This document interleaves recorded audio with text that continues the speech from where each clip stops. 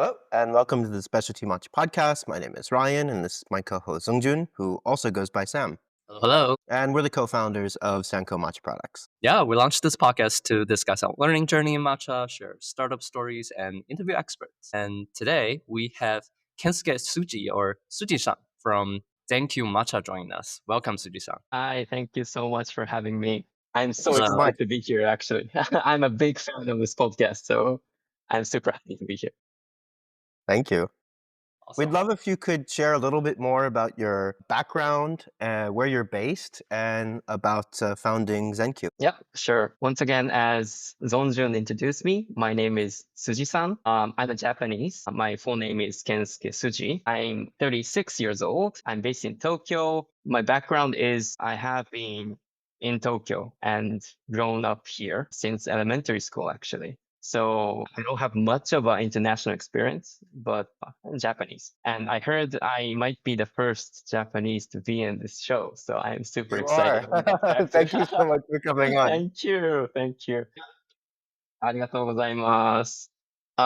Just to share a bit of my professional background, after graduating from university based in Tokyo, I joined a company called P&G, Procter Gamble. It's an American company. Maybe you know. Yeah, Yeah. that little company over there, Exactly. I was hired based in Japan, but I was since then joining that company for 10.5 years in marketing function. So my business background is all about marketing in FMCG. Brands I was working on was like Febreze, which is air care product, like the sprays, and Boom, which is a shaver, electric shavers. So those are some of the brands I had passion and I was running in P&G. I had chance to move to Singapore, but mainly working for the Japan market. And that was my professional career. And I recently started this brand, matcha brand, Zenkyu Matcha. Let me just explain a bit on why.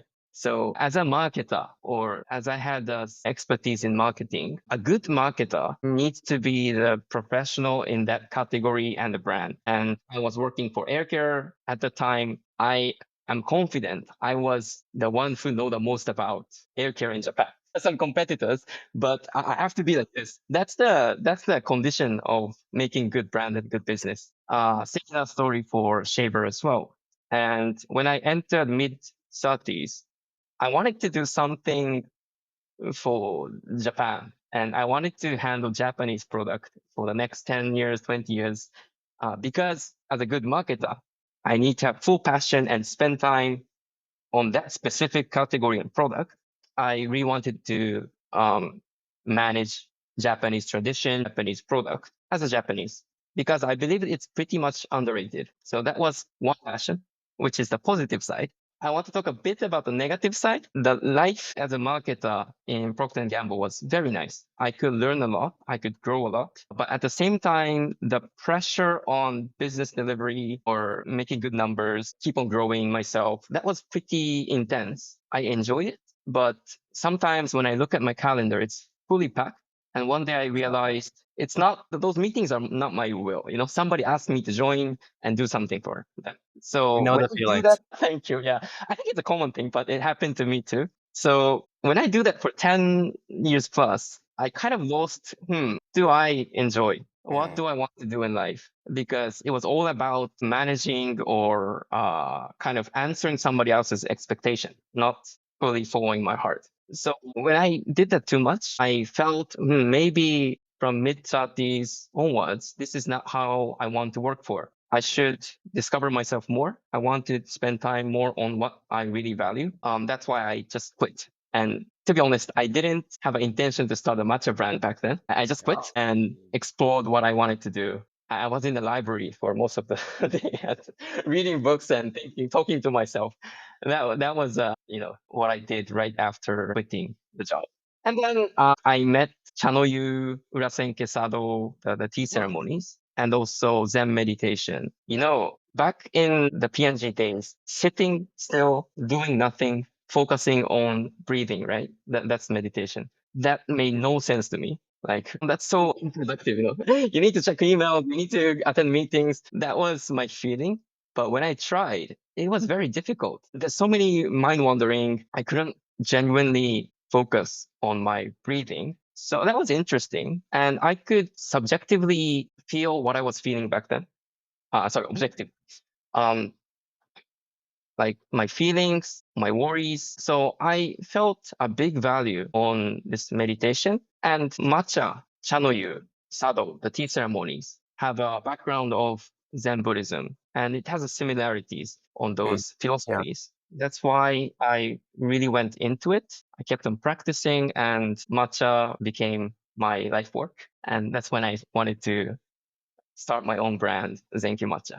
That's the brief story of myself. Oh, very cool. Thank you. Total 180 from, like, I'm sure, very corporate, high-paced world, Tokyo living, to much more introspective and kind of looking in, not out. It's a very, Yeah. really interesting story. It's also in a sense very, in kind of like echoing with how a lot of the warlords and samurais back in the day seek shelter, through Zen Buddhism and channel you and seek their inner peace. This is very cool. Yeah, as Zongjun said, my interest is in that area. I might talk a bit more later, but those interesting philosophies of Zen and samurais, channel you, is very underrated in Japan. We don't Mm. care about it much, especially my generation. So I think that's a very sad thing for the world. It's very unique, but nobody really cares about it. So Yeah. that's what I want to bring to the world as well. It's kind Together of with great to see this continuation of thoughts and this kind of a mentality of seeking inner peace through Zen Buddhism and channel you that continues to this day. So very cool. yeah, I think the Japanese culture, maybe globally, you might have thinking that Japanese is hardworking. Like we, I don't know how to say it. We enjoy the corporate career. We are very good at answering somebody else's expectation, and that's how Japan grew in terms of GDP and etc. in back in 80s and 90s, right?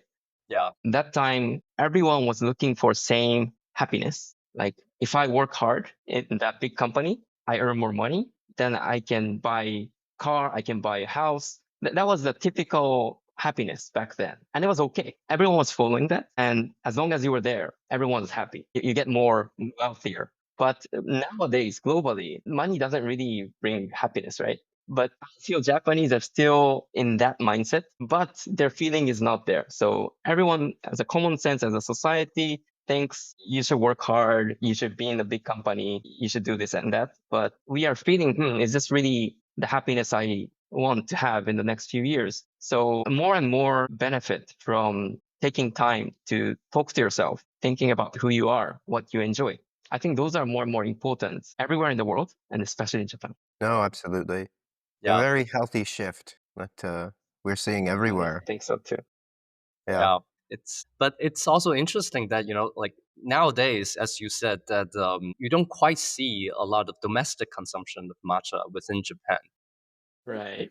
So very bold decision for you to get into this realm in the first place. Yeah. And also we kind of curious, like what's your the reaction from like your friend circles or your Yeah. What do your friends life? think when you Like told them I'm starting a matcha brand? yeah.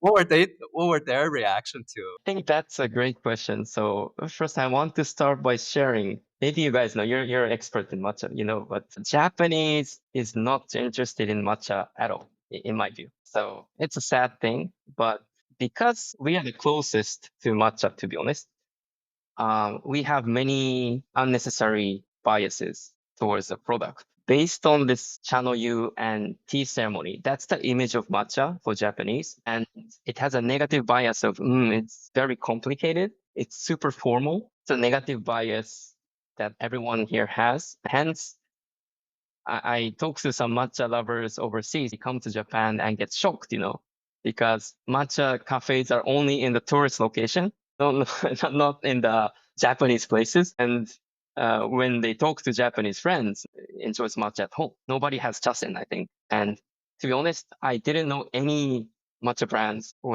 before entering this category. So Ippodo, Maruko, Really? Koyama, and I have never heard about it. They don't Really? do That's commercials. interesting. Yeah, and I'm pretty sure most of my friends are the same. But to answer your question, because of that bias, when I first said I'm gonna do matcha brand, Everyone was like, why? That's an outdated thing. That's a product for grandparents. What are you going to do with it? That's kind of the reaction. Nowadays, it's getting different because the global demand, as you may know, is super high. There's a Yeah. lot of news going on here too. So some people who are close to the news, they know globally it's a big trend and they understand why I'm doing this from the business standpoint. But the first reaction is always very negative, to be honest. And one more thing, um, this 本当にです。exactly. Nandit, why? Yeah, one more thing is it's my viewpoint, but this Zen Buddhism or religion related topic is somewhat taboo in Japan. I think it's one of the countries where Christianity has the lowest percentage in the world. I think it's less than 2% or something like that. So most of the Japanese don't have a religion, and we do have another negative bias because there's a lot of shocking news caused by a small religion groups that did something bad to the society. Yeah. The Those terrorists. kind of trauma is there. Talking about Zen or Buddhism, some people don't really like. So I'm working on this a little bit of controversial area. That's my message. So it's easier for me to talk to overseas person like you. To talk to Japanese, I need to choose my words. And if somebody has a negative bias, I cannot convince that person that that sounds like a good business. So that's a little bit of struggle. But these days, especially the younger generation, they're more open-minded. So it's getting. So, in founding the company in the very early days, or maybe when it was just an idea, I guess you could have two choices. You could pursue the domestic market and do sort of a contemporary matcha ritual for Japanese people, or you could focus on the international market. So, how did you decide which to do, and like, what was that thought process? And did you ever consider focusing on the domestic market, or is it just there's too many cultural barriers, fixed ideas about what matcha should be, and it would be too difficult to do? Right. Thanks for the question. Because I come from the marketing background, I approached in a marketing or consumer-based way. My style is always consumer-based, how we can fulfill the potential needs. So at the beginning, I was open to any consumers. And my first approach is doing more interviews and searching, doing some research on the market. Japan market is shrinking. And when I talk to consumer, the reaction is exactly what I shared. Nobody really cared about matcha. And also, when I look at the market, there's so many good competitors. Very nice competition. Of course, the matcha lover like Maruki Koyamaen or Ippodo, Masa Koyamaen, those big legendary companies were there. I had zero knowledge, but the more I research them, they do produce a very nice product in a very reasonable price here in Japan. Yeah, So absolutely. the competition will be harder. The market is shrinking. I couldn't crack the insight of consumers to newly start having matcha at home. On the other side, when I talk to the foreigner, non-Japanese outside of Japan, there's a huge, I was interviewing like 1 year before, but there was a huge interest towards matcha. I was shocked that everyone first knows matcha, right? Wow. But that's an amazing thing. I didn't know everybody knows. And when I talked to Ryan, for example, you were sharing this, no, maybe in this podcast. Your podcast is one of a good information source for me to understand what's happening outside of Japan. But I think you were sharing a story of, Starbucks in Chile or somewhere was having matcha latte. And so I was shocked with that story as well and found out similar things are going on everywhere. So there's a very good potential that more and more consumer might enjoy having matcha at home in the near future. And when I check the market using your podcast as well, I felt there's a lot of, how to say, the product quality is not always good outside of Japan. It's a Um, big mix. Yeah. right. And I heard there's many, how to say, brands that's not so doing a good thing of maybe not from Kyoto, but they say they're from Kyoto. Those stories I found. Yeah. So there's a huge gap on the demand and the supply side. So that's where I found some opportunity for me to help. Interesting. That's awesome. Very cool. Actually, so out of my own curiosity, so because we have talked to a lot of Western brand owners who came to Japan and tried to source tea, tried to find tea. And for them, it comes with a lot of difficulties in terms of like Right. cultural and language barriers. Like, how was your experience as a Japanese, younger Japanese generation, try to source tea, source matcha, like in all of these, very traditional tea production regions like Kyoto? It was tough for me as well, Too. to be honest. I think it's easier than non-Japanese, to be honest, because I can communicate at least, but it was still tough. I think it was because I entered the market a little bit late, Right. So when I did the negotiation, it was 1 year before. Back then, there was already a lot of foreigners in Kyoto who is trying to source. Like, I went to this tea matcha tour and everyone was non-Japanese. And after that tour, everyone was trying to do a business meeting with that tea farm owner, hey, I'm a cafe. Can you source me? So those kind of negotiation was happening already everywhere in Kyoto tea farms. Interesting. So for me, it was a little bit difficult already. So I went to many farms, but some didn't really listen to me. But at least I could find a good partner who I'm very confident about taste that they offer. Mm. So I was lucky. That's it. It was still difficult. And I think I'm hearing it's getting even difficult. Most of the suppliers cannot fill the order of the existing customers. So Yeah. nowadays they're stopping any new contracts. So it's going to be even difficult. That's crazy, even for you.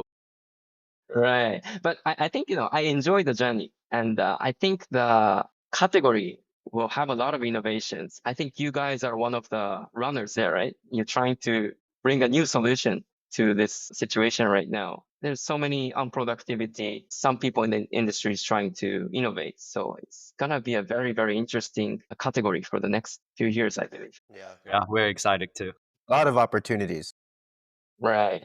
For example, I think linking to what you guys are doing, but when I talked to the farmers in Kyoto, they were saying like, hey, we are short in matcha supply. And I was just interviewing them why that's happening. At the end of the day, the root cause was stone mill productivity. It's not about the leaf, They have the leaf, but the factory who owns the stone mill is super packed. They cannot make the powder. And as you know, stone mill 1 hour, 40 grams, right? So that's Yeah. the difficult part. Sometimes that becomes a root cause, not the tea leaf.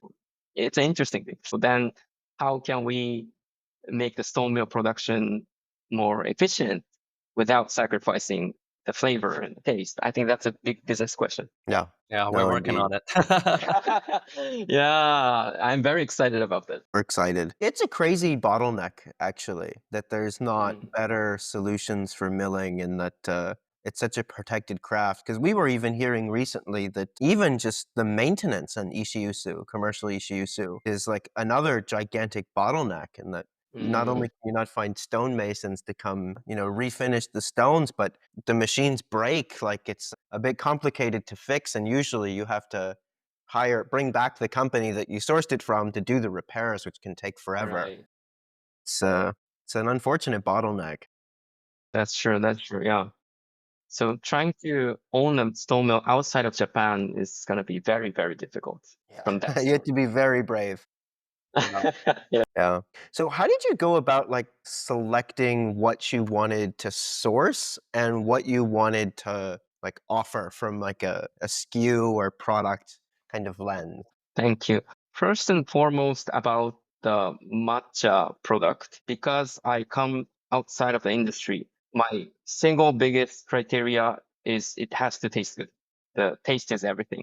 There are many factors, right? Single origin, blend, stone mill, organic, first harvest. There are many, many things that Yeah. decides the product, but the important thing is it has to taste good. And I came to that because when I interviewed the overseas matcha lovers, they had the similar taste preferences as Japanese. So it was a big finding for me that globally, good matcha, the good taste of matcha is similar. Bad taste is similar. They don't want bitterness. They want a little bit of umami. Those things were really similar. That was very encouraging. So I had to trust my feeling and some of my company members' feeling and select the best matcha that has a good taste. Another weird story about Japan tea industry is uh, I think it's similar to Japan craftsmanship. They go too extreme. The consumer is not there. They just I go know what too you mean. extreme. Yeah, and one thing for tea is that tea farmers and the blenders, they try to make umami as much as possible. That's for the green tea industry. And when they value the grade of the tea leaf, this is including sencha and more about sencha actually. But the more umami you have, the more higher grade you get. So there's no consumers. And when as a consumer, when my generation drink that super umami sencha that costs super high, it doesn't taste good, really. It's like too strong amino acid. It's like I feel like I'm, how to say it, like drunk or not, something like that. It doesn't feel good. So maybe you should try. But so that's the tea industry. So it doesn't mean higher grade or the industry evaluation that didn't matter for me. It's all about how we feel, the consumer feels.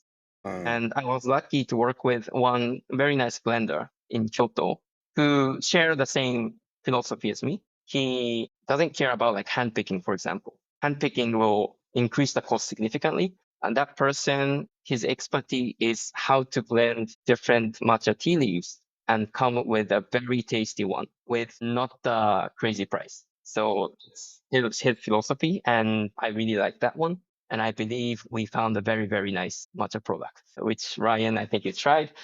I did. And It's very yeah, good. I was very thank you. impressed. It was really Some for tasty. me, Ryan. Yeah, I know. I will. And another product I have is latte special blend. It's good to have as a sucha as well. But when I interviewed consumers, cow milk is the main milk here in Japan. But when I interviewed outside of Japan, oat milk is number one, and there are various milks like pistachios, almond, soy, and it all has a very unique character, which the high grade matcha doesn't blend good good enough, to be honest. How do you say? Complicated umami, sensitive umami disappears because the milk's flavor is too strong. So we created one product specializing for a latte, and it has to have a very strong matcha taste that doesn't that blends well with the milk. So that was a Mm, philosophy of blending that product, and I made sure the grams is bigger because for latte, 3 grams, 4 grams is better in taste. So those are some Yeah, of the that way the philosophies. same number of servings per bag. Exactly, exactly. So my point is really about the taste is number one priority.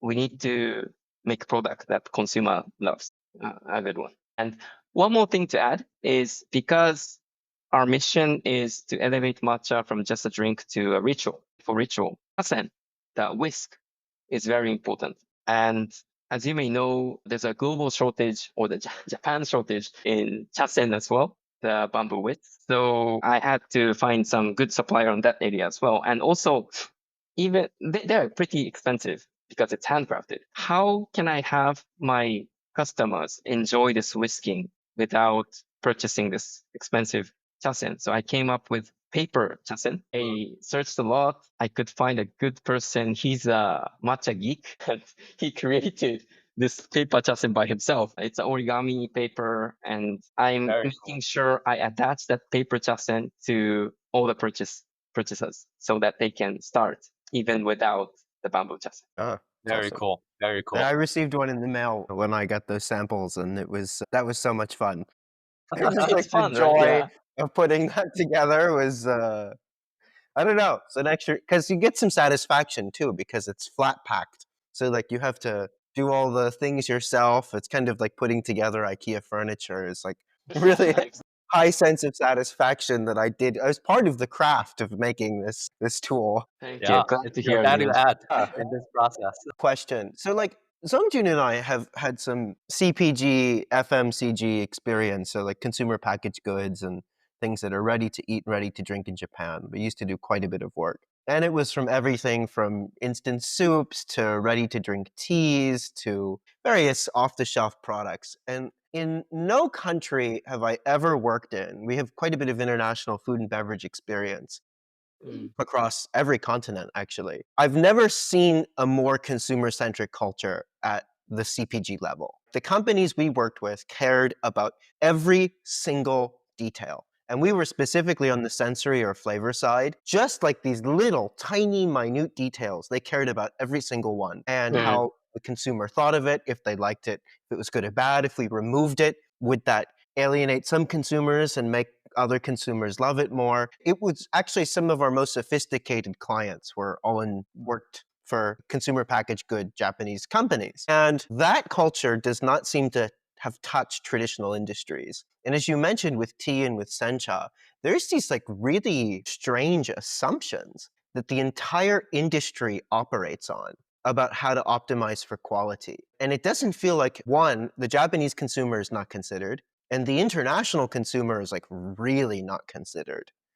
Like, why do you think that is in these traditional industries when you do see that consumer-centric culture in other parts of Japanese industries? It's an interesting question. I only have a hypothesis. So big companies in the tea industry like Itoen, Asahi Beer, Kirin Beer, all those, they are good at marketing and good at understanding consumer needs. I think they learned a lot from the best practices from European companies as well, because marketing in general in Japan was not so strong, to be honest. But they catched up really quickly. Now they are best in class. And that's with a combination of the attention to details in the craftsmanship side. So always the product quality, I believe, is pretty much good in Japan. Like when I was in Procter Gamble, the domestic companies are the competition. They are not really big globally, but they're super strong in Japan, and their product is really good. So that's the quality of Japanese big companies, which I think if they could find a way to sell globally, it can fly even bigger. That's how I view. But not many Japanese can operate in the global environment, unfortunately. So that's a big opportunity.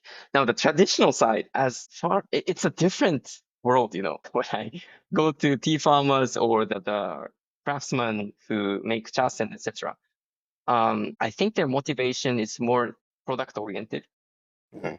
They want to create good product, not to fulfill consumer needs, but for their pride and stuff. So I think umami is one big example, right? It's not about consumer. They want to make the best umami ever. That's their motivation. So I think, because they didn't do that too much, they couldn't pick up with the consumer trend that changes over time. This one is why a lot of traditional Japanese craftsmanship is keep on decreasing. Like sake, for example, is a good experience. My grandparents was running a sake business. Before the beer and stuff get big in Japan, it was all sake. That time it was okay. Every area had their own brands on sake, which was very nice culture. But they were just focusing on creating good product, and they couldn't really catch the market shrinkage from beer or the alternative coming from the Western side, right? So now the number of sake production is keep on decreasing. Now they just started trying to expand to overseas, but it's pretty late. So I think this consumer-centric and marketing is a big opportunity for Japan's small businesses, small categories. And Yeah. then once they do that marketing, you get some consumer engagement, and then you can kind of get some data back about the Right, consumer needs and what they're looking for. Yeah. right. It's I I can be a good success model, to be honest. You Yeah. know, yeah, that would be because of great. my uh, passion to work on Japanese product, kind of explored many areas. Unfortunately, some of the traditional thing like how to say pots and stuff, it's sometimes outdated. There's a lot of techniques, unique ones going in that, but it's all about how do I use this product in the everyday life? It's like heavy. You need to. It requires a lot of maintenance. So those products, unfortunately, I think it's very difficult to sell globally because it's Yeah. history, but no benefit. I think benefit matters. The other thing that I feel the same way is a Japanese kitchen knife. It's so Mm. nice, so sharp. It really requires a lot of maintenance to make it. Mm. Yeah, yeah. If you take really good care of them, like they really performed. But like if you being a little bit slack, they get rustic, they get like they chipped if you end up Mm. cutting like bone or for knives that are not supposed to, using it as a cleaver. So it's yeah, it's interesting. Yeah. And also, especially for tea, I feel like because traditionally the consumers, the quote unquote consumers for Japanese matcha, it's not really everyday commoners like us. Mm. So there's a very different, I guess, quality standard. I would assume historically that kind of cascade down to nowadays market. That's my observation. I don't know if you feel the same way, Suji-san. But definitely we're seeing changes, but it's just happening slowly. Yeah, my hunch on this matcha is similar as mindfulness. Mindfulness, I think the origin is the Asian world, like Japan, China. But as said, Japan had a little bit of negative bias towards the religious stuff. So nobody valued those kind of thinking. But I think the Western countries found this concept of mindfulness and Zen Buddhism, for example. Steve Jobs, Google, Hmm. they are very good at making rationales, study on the benefits, making programs so that everyone can implement in everyday life. And then it came back to Japan. We didn't value, but the Western countries valued, and we were like, maybe it's a good thing, and we did it again. So matcha, I'm pretty sure the same thing will happen. In fact, when I talk to similar generation people and explaining all this stuff, they get really interested. And some people already tried and they're continuing, So I think it will come. Right now, there's so many negative bias, to be honest. So for the matcha lovers who come to Japan, don't get shocked. Nobody drinking matcha, and matcha bars are only in the tourist place. Wow, you have a very different battle to fight, Suji-san. And you picked a very interesting path because it's very unusual to have a Japanese-founded, Mm. international market-facing matcha brand. I actually can't think of one that's not like a really old traditional house. Any Yeah, like matcha companies that are contemporary Japanese-founded, brand. Yeah. contemporary brands. Right, right. And I enjoy really. Like I get orders from unexpected countries, which is really fun, And I can have DTC. Good thing is I can interact directly with consumers. Those are really fun. And by myself, I am believing I share the same vision as you guys. I understand you guys are trying to bring freshly ground matcha to the world, right? And approach might be different, but I feel the same. And matcha, high quality matcha is really good. It's a life changing thing. So I hope Totally. I can bring that as much as possible. And I worked on the logistics first, to enable the global shipping. And matcha, good thing is it's light and it's small. So it's easier than the good Japanese food like fish, sushi, or fruits. Yeah. That's going to be very difficult. But matcha is easier relatively. So I believe there's a big opportunity. No Yeah. doubt. Yeah. Where have you seen the most uptick in business, internationally speaking? Is it mostly coming from the US or from Europe or from other markets? And also, what is the most surprising country that reached out to you? Oh, yeah, it's a good one. Yeah, it was interesting. As expected, US was big. By the way, I recently started, so it's a small business still, but US was big. First, Europe was okay, but nowadays I see the Middle East picking up really rapidly. Middle Middle It's East. very interesting. I have to learn more in this area, but Middle East, Saudi Arabia, UAE, um, those are big, big orders. And interesting countries, which I really enjoy seeing in the Google map is like, uh, Maldives, Cyprus, Cyprus. Cyprus. Okay. Those are interesting, yeah, countries. But I'm seeing Wow. it is actually a worldwide content. Yeah. I Very think the cool. Middle East market is actually very underserved at the moment. Mm, We've gotten a lot of outreach from people in the Middle East, and it's because their cafe culture is so strong. mm, And you have people hanging out at coffee shops as sort of at a third place because they're mm, primarily they don't drink alcohol. So like a lot of the social interactions are happening at cafes, which stay open until like 2 a.m. mm, I used to do a lot of work in Dubai, and I was just shocked at the quality and the experience of cafes there. And mm, I remember seeing some matcha, but it really feels like I haven't been back in a few years, but it really feels like it's picking up because people want something that's a little healthier and a more balanced energy profile. And Yeah. mm. we have yet to have seen someone really come in and own that market from a brand. There's a couple small regional players, but it seems that it's a very underserved market at the moment. Yeah. even in places like Egypt, there are like 3, 4 new like matcha cafe just popped out in Cairo, like in the past 1 or 2 years. I've been using Cairo as my kind of a point of transfer, flying between Asia and the US, and yeah, it's like really blooming right now in the Middle East. Interesting. Yeah, Yeah, big it's fun to opportunity. yeah, it's big opportunity. It's fun to be in this industry really. Like this Yeah, emerging. it is. I mean, and like to set the pace right in like these emerging markets, because it's like the Right. first players that come in and like those narratives that end up winning. Because like I think in some markets, we just talked with someone from the Philippines, and a lot of local players are mislabeling matcha. That's not even matcha. It's Yeah. fake green tea powder. It has additives. It's a very different battle Yeah. because consumers are already aware of what matcha is. They've been Mhm. tasting this fake product. That fake product becomes their reality. Right. And now you have to do all of this work from all of these brands, Mm. reintroducing what matcha actually is. Mm. And it's the opportunity to get it right in these emerging markets that are just beginning to like want matcha is so high.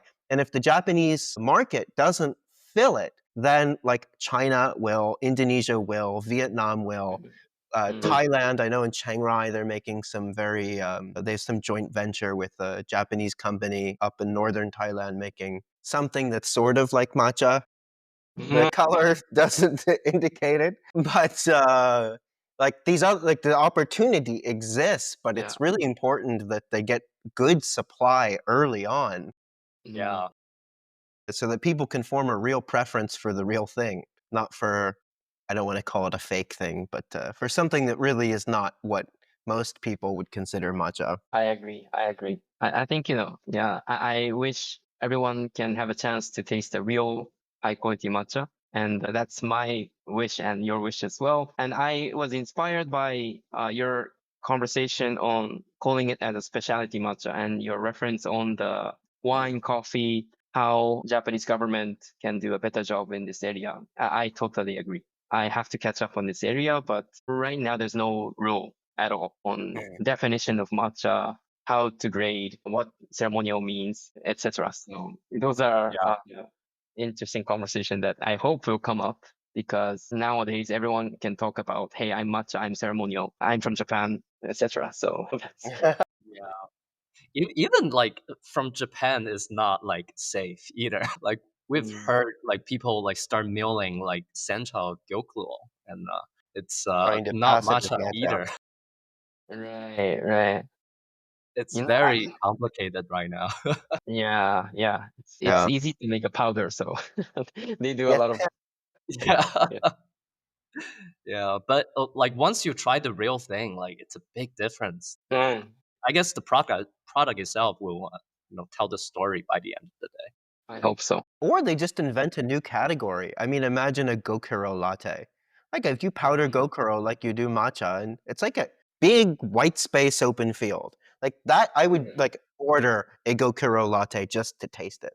And maybe you yeah, can do something to make it taste good. But like trying to right. pass that off as matcha is just preying on people's ignorance. Yeah, Mm, bastardizing the name of matcha, Yeah. But what could be a very interesting product on its own. Like it's, just don't call it what it's not. like yeah. hojicha powder. That tastes good. Yeah. Yeah, Hojicha is said to be a next trend after matcha. That's what I'm hearing. Yeah, that's what we keep I hearing. haven't feel that much, but let's see. What's your personal preference on hojicha and hojicha powder? Do you like it? Yeah, I have one product actually as well. We use Okay. the Gukuro stems, which has a lot of umami. It's Uh-huh. premium Hojicha powder. I like it, especially it has low caffeine, as you know. So in the evenings, and the ritual or the process is same. So I like it, but it's for latte. Really, that's what I felt. I tested many things. It's not good to drink at its own. It's not that good. But when you blend with milk, it is really good. It's similar to coffee, like Mm. of the Yeah, roasted process. So maybe for beginners, it might be easier to enter the market. yeah. It's a nice bridge product. Right. And it's more reasonable pricing versus matcha. So That too. Oh yeah. Oh yeah, yeah, yeah.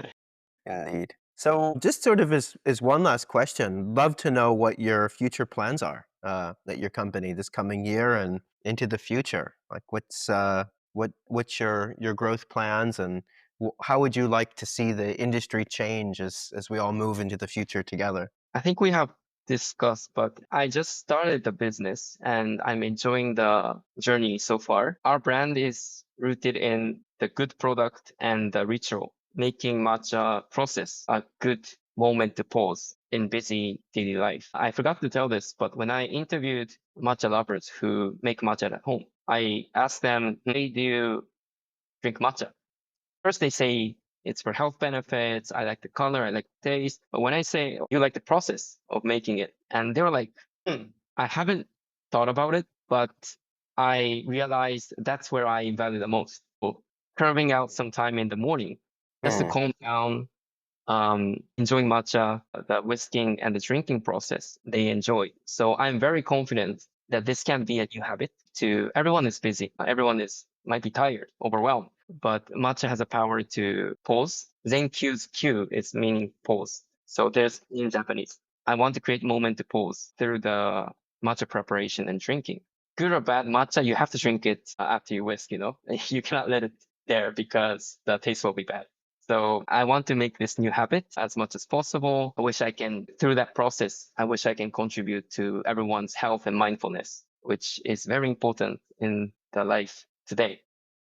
Indeed. That's my vision. Of course, I want more and more people to try our brand and this whisking process. So that's what I'm trying to do. This wise, I don't know. I am thinking of opening some stores or collaboration with cafes. Um, Oh, cool. I'm still exploring, or In maybe Japan like or my elsewhere?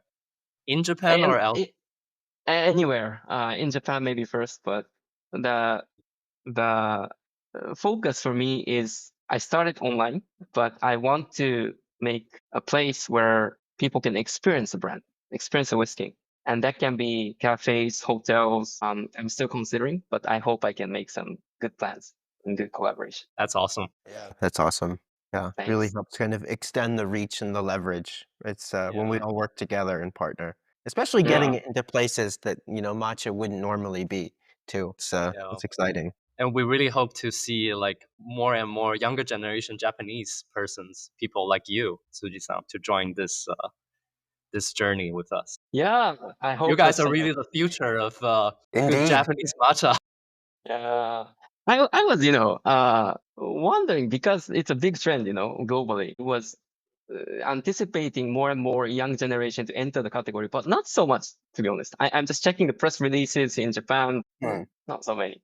I hope you become a success model for to inspire others. Make matcha cool. Yeah. Yeah. Then people will join. That's Well, awesome. thank you so much for coming on. It was great. It was great talking, great learning the story, and you have a really good product, and it's really like well priced for the quality. It's having tried it myself, I really have been enjoying it. Thank you so much. No, thank you so much for having me. It was one of my dreams when I started the matcha brand to join this podcast. Wow. Well, Really, I, I hope I can come again and share some even more interesting stories. So I'll do my oh, of best. course, yeah, yeah. anytime. Love Yeah. to have you back Thank you. on, and hopefully we can meet in Tokyo. I'm sure Sam and I will be there. Maybe if not this year, early next year sometime. Yeah, Mhm. let me know. Let me know. Awesome. Well, thanks so much for coming on. To our listeners, thank you so much for listening. And if you enjoyed it, please consider sharing it with a friend. And we'll see you on the next one. Thanks. See you in the future.